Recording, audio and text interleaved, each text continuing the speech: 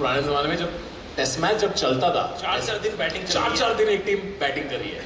Do you remember any test match where you felt like कि भाई declare कर दे, ये हो क्या रहा है कि आप बॉलिंग सबसे और फिजिकली चैलेंजिंग आपको काम करना पड़ता था आपकी.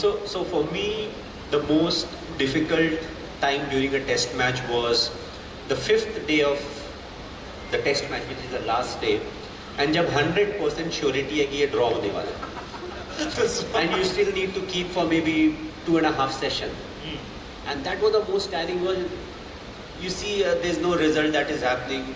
You're just going through the motion. Yes, bowlers will like to take wickets. Batsmen will try to score runs. But if there's no result in the nearest future, you're like, yaar, ye khatam karke chalte hain na. Why do we need to be here? So I love the fact that in between, there's a big change in the way people started playing Test cricket.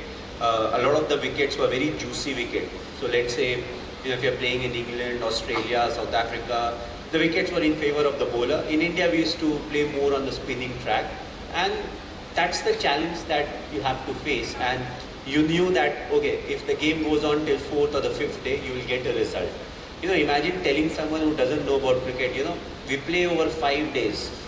We start at 9:30, 4:30 is the scheduled end of day's play, but we play till 5 o'clock, and after 5 days, sometimes we don't get a result. So that can be very, for the game it's not very nice. Yeah. So I love how there's more results in today's world.